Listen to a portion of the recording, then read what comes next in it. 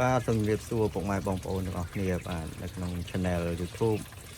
នឿន LK ទាំងអស់គ្នាបាទហ្នឹងហើយសូមអធិស្ឋានផងដែរមួយរយៈនេះខ្ញុំមកឡៃរវល់ការងារច្រើនចឹងហើយមិនទៅមានពេលដើម្បីអាប់ឡូតវីដេអូថ្មីនឹងធ្វើជាវីដេអូណែនាំឬក៏ចែកអំពីបទពិសោធន៍ការចិញ្ចឹមទាចែកជូនបងប្អូនដែលទស្សនាក្នុង Channel បានទស្សនាទេតែឥឡូវនេះខ្ញុំឆ្លៀតពេលវេលាពេលថ្ងៃនេះខ្ញុំនឹងធ្វើវីដេអូចែករំលែកពីវិធីសាស្ត្រក៏ដូចជាបទពិសោធន៍ខ្លះៗក្នុងការចិញ្ចឹមទាកប៉ា King នេះគឺជាទាកប៉ា King ដែលខ្ញុំបានចិញ្ចឹមរយៈពេល1ខែ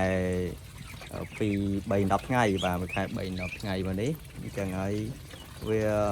ចិញ្ចឹមកប៉ានេះបងប្អូនវាធ្វើឲ្យយើងស្រួលចិញ្ចឹមបាទមិនពិបាក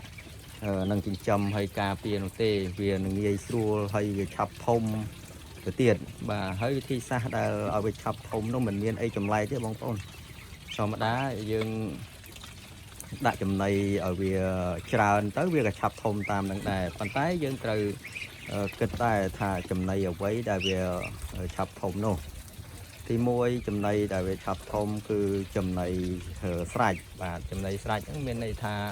ចំណីគេកែ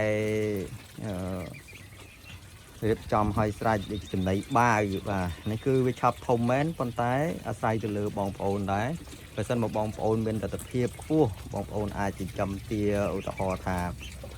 50បាទតើយើងត្រូវចំណាយក្នុងមួយខែហ្នឹងប៉ុន្មានបេបាទអញ្ចឹងយើងអាចកណនាមើលទៅបានបាទតម្លៃទីផ្សារតាមតំបន់បងប្អូនរស់នៅបាទតំបន់ខ្ញុំផ្សេងតម្លៃខាងតំបន់បងប្អូនផ្សឹងទៅអញ្ចឹងយើងមិនអាចថាវេតម្លៃថាមកបាវប្រមាណនោះទេគិតទៅលើតម្លៃជាក់ស្ដែងហ្នឹងហើយបើយើងគិតថាឲ្យវាស៊ីចំណីបាវនេះរហូតតាំងពីតូចបាទរហូតដល់ប៉ុណ្ណេះ